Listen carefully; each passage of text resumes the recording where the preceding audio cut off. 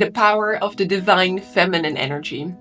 Very little people have a true understanding of what it means to be in the divine feminine energy. And this is a very logical consequence of the society that we live in, which is patriarchy. The divine family rarely gets promoted. The divine feminine energy is such a powerful energy, but not in the sense of the word power as you know it. We associate power with force, but the power of the feminine energy is in her love and her nurture.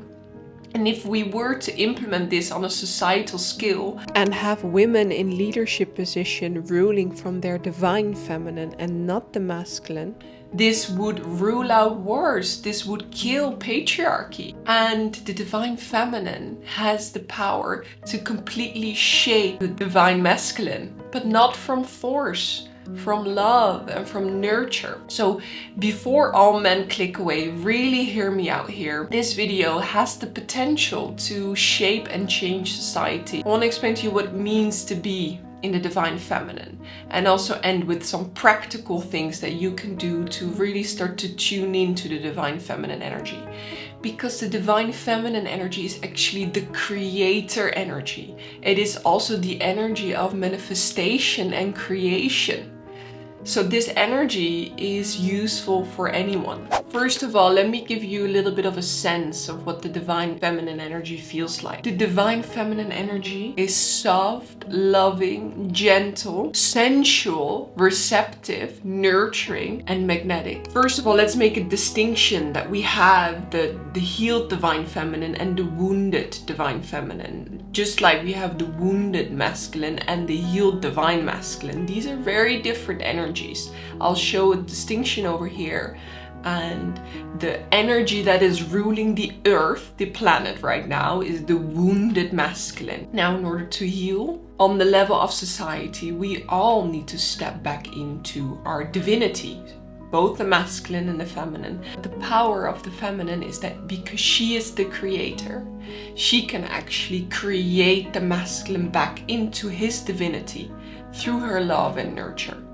That's why this is such an important concept, because this is literally what could stop wars if implemented on a societal scale. So first of all, what is the divine feminine energy? She's loving and nurturing, yet so powerful. Now be careful what the word powerful invokes in you, because when we think of powerful, we often think of force and dominance and controlling energy, because we have always associated power with the masculine. However, power of the feminine is not in her conquering, dominant energy at all.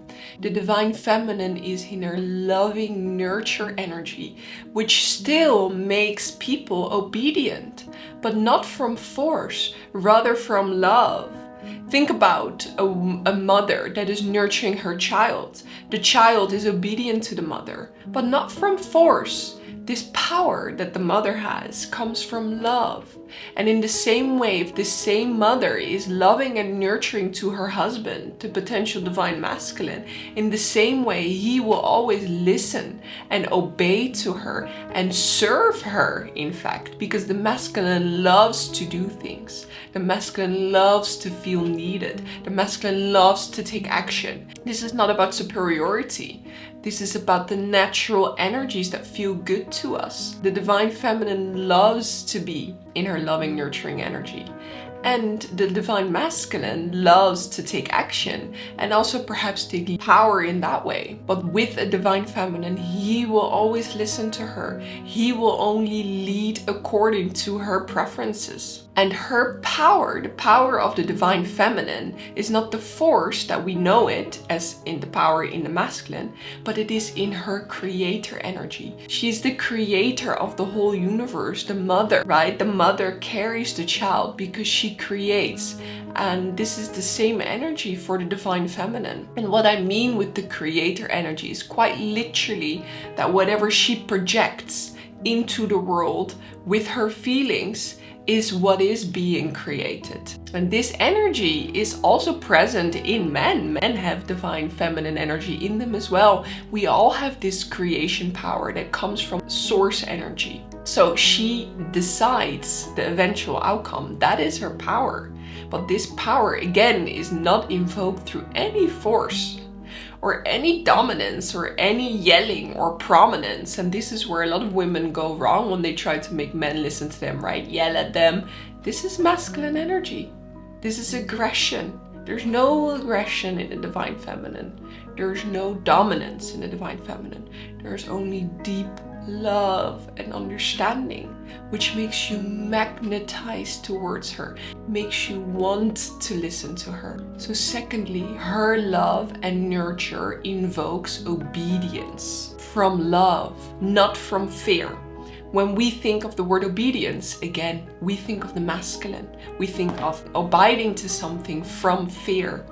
But abiding to the divine feminine, as the divine masculine would, comes from love. It doesn't come from fear. He doesn't fear her, yet he's magnetized by her love, by her nurture. Thirdly, the energy of the divine feminine knows her power.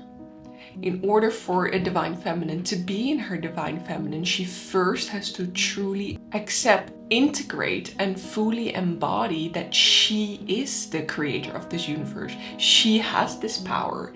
A divine feminine cannot be in her divine feminine if she doesn't take on the responsibility, so to say, of this power, of her being the creator. And because so little women have taken on this power, a lot of women end up in the wounded feminine, feeling a victim, feeling subjected to the men. And again, I'm not trying to play into any sort of particular gender roles here, because all of the gender roles that we know in society are mostly based on the wounded masculine and the wounded feminine anyway, where the man or the masculine has to be dominating and controlling and violent, and the woman is overly sensitive and weak. I'm not speaking about any of these energies. I'm speaking about the energy where both the masculine and the feminine have risen into their power. However, the divine feminine has the power to rise her men into divinity if she embodies the divine feminine, is what I believe. And for her to do this, she first has to realize this power. I'll give you an example here on a very practical basis. Once a divine feminine understands her power here, her creator energy, she understands that the energy that she projects towards people or towards the masculine is what she gets back.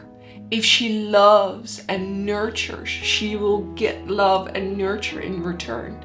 But if she tries to control the masculine, if she puts out her finger, tries to tell him what to do, tries to tell him how to behave, this is contrary to her natural energy and is going to get the opposite result. She's going to get resistance.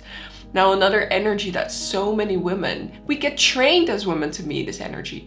I don't need a man. I'm fine without a man. Or even if they're in a relationship with a man, they always embody the energy deep down that if you leave, I'll be fine without you. And this is not the divine feminine. And I'm not saying to become codependent, but I'm saying that a divine feminine honors her masculine, makes space for her masculine, for the masculine to serve her. She needs the masculine to protect her, to provide her physical safety and service. This all sounds very extreme, I know, but really just feel into the energies. I'm not saying from a practical sense that the masculine is the slave to the feminine. There is love and respect for both. They are equal. I'm not trying to make women sound better than men. I'm just saying that she loves and nurtures the man. She is the mother. She gives birth to all. So also men, she gives birth to men. But she needs to create space for the masculine. Fourth important point to being a divine feminine is that she loves and nurtures herself first in the same way she loves and nurtures others. And this is already getting a little bit practical, but in order to embody the divine feminine, back to the previous point as well, to understand your power, this love and nurture that we call the power of the divine feminine first has to be supplied to herself. She has to love and nurture and prioritize herself in a way. And not prioritize from an egocentric space, like I'm more important, I don't need the masculine, I'm in my boss bitch area, I don't need anyone. No. Try to feel with me into this energy. It is loving, nurturing energy. There's space for the masculine, so much space. She would love to be with the masculine, but she also loves and nurtures herself. And this magnetizes her. This makes her rise to the frequency of the divine feminine by loving and nurturing herself through her own divine feminine power. She embodies this power herself. She rises. She makes herself, like, the power of the divine feminine, as I'm trying to emphasize here, is this love and nurture. And when she gives it to herself first, is when she rises into divinity, is when she understands her power, because she feels it herself firsthand, how powerful her love and nurture is. And I'll get to some practical exercises later to get to cultivate this. Fifthly, no being is excluded from her love, for she knows she can nurture everyone back into the light. She radiates love, and in love is acceptance. She never feels the need to enforce control upon anything, for she knows she doesn't need force, which is action. She is the force of life. So this is important. Again, she loves and accepts everyone and all. She doesn't judge, because she knows that through her love, she can radiate light upon any being, awaken them. The divine feminine energy is about awakening, because her love, her nurture is actually the light, is what could wake the ego up. Because the ego is very strongly correlated actually to the mind, to knowledge, to the masculine in a way. So the love and nurture of the divine feminine can awaken society. So for that, she needs to radiate love and acceptance to all, because she knows she doesn't need force. She doesn't need to use any action. She doesn't need to do anything to awaken others. It is just her radiance of love. Sixthly, the divine feminine loves to create, and she creates what she loves. She is the unlimited chaos. Mind you that the feminine energy is also related to the darkness in the yin yang logo. The underworld, the sea, the darkness, the emotions, the subconscious. This is also the feminine energy. There's unlimited potential.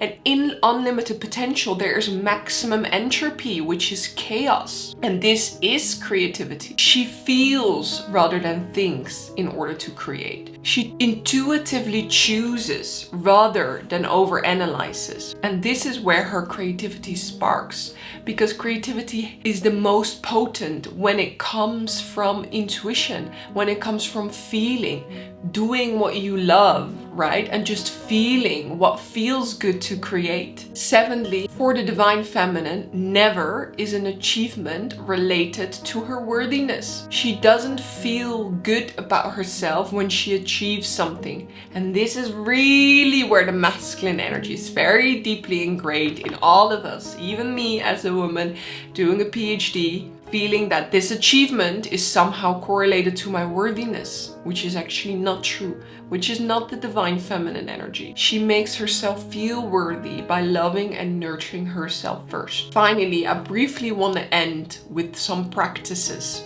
that you can do to start to embody more of the divine feminine. First of all, in speech and in habits, the divine feminine energy is more in her heart than in her mind. So it is really about making your energy drop into your heart and acting and speaking from your heart. Whenever you have a conversation with someone and you feel yourself slip into your ego again, try to move your energy back into your heart and see how you would speak from there, from this love and nurture, right? So this is about less aggression, less dominance, less conquering in your speech, less know-it-all behavior, less I want to know better. It is more about the love and the nurture and the honesty that we can speak from the heart. being less harsh, less thinking that we need to invoke any type of dominance through control and power, even in our speech. And I'm a big person who does this, you know, my hand movements and all. I'm still in the process of embodying the divine feminine, and it doesn't matter. I'm not judging my hand movements at the moment. It is what it is. But to just give you an honest understanding and an honest self-reflection towards myself as well, the divine feminine energy is very loving and nurturing and gentle. So this comes back in the way she speaks and communicates. Now, secondly, actually some practical things that you can do is lotioning your body or taking a nice shower or doing a nice self-care ritual, whatever it is for you. But what is more important than the ritual that you do is the way you do it and the intention behind it. Instead of rubbing, let's give the body lotion as an example, instead of rubbing it on, I want you to get into the receptive mode. You're not the person that puts it on. You're the energy that is receiving, that is feeling. And maybe if you have a masculine in your life, or you have someone that could do this for you, massage you, have that instead and be in the receptive mode and feeling into the experience, right? The feminine energy is very sensual, very receptive and soft. And we're so, even me, I noticed, we're so action oriented these days. What to do next? Okay, this is a task. This is a thing that I have to do. Okay, I'm now putting on my lotion. Even that we're doing from our masculine energy instead of receiving the love, receiving the care. So change your self-care ritual, whatever you do, instead of doing it, receiving it, if that makes sense, feeling into it, feeling the experience. Even when you put on your makeup or do your other self-care routine, how does it feel to be dressed up? How does it feel to put the clothes on? And the feminine energy is very slow. It's very soft. So try to not do this in a rush. Try to be in this receptive energy, very slow and sensual. Now, a third practice that I can give you to step more into the divine feminine is dancing, but not a very aggressive, quick dancing. A very sensual dancing, very slow movements. Maybe look up some Shakti energy, Shakti music, and just see how your body moves to this. No shame, no whatever your body does, it doesn't matter. But what is really important is the slow movements, the sensual nature of the divine feminine. Another super important practice to step in your divine feminine is make a connection with the earth. Go into nature wherever you are and sit in nature and connect to all the elements, water, air, fire, earth, and really try to make this connection with your energy system. Simply just feeling into the earth, feeling into the plants, feeling into the trees. This is the mother, nurturing, loving energy, the feminine that we can tune into and use nature to do so. Finally, to embody more divine feminine, I think it is also useful to meditate. The meditation energy is also a very passive, receptive energy. And this just in general can help you to awaken. And once we awaken, once the feminine awakens, she will immediately step into her divine feminine. And this is the same for the masculine. So this is just a general, final practice that anyone could benefit from in order to awaken, which is meditation. And perhaps look up a mantra, maybe look up a feminine mantra like Shakti and repeat this in your head, or just focus on your breath, or just focus on your chakras, your energy system. Now, I also personally guide people on a 5-week transformation to identity shift from their current self into their highest self. This is not only through guided practices, guided meditations, weekly coaching videos, daily journaling exercises. I'm also once in a while doing some actual live video calls with you guys, whoever is part of the course community. And you 24/7 have my personal guidance through chat as well, to guide you through this journey. And link is in the description if you want to find out more about that. I appreciate you. Thank you so much for watching. I'd love to read your comment and let me know what you think about this very, probably controversial, interesting topic. and I'd love to see you in my next video. Sending you my love.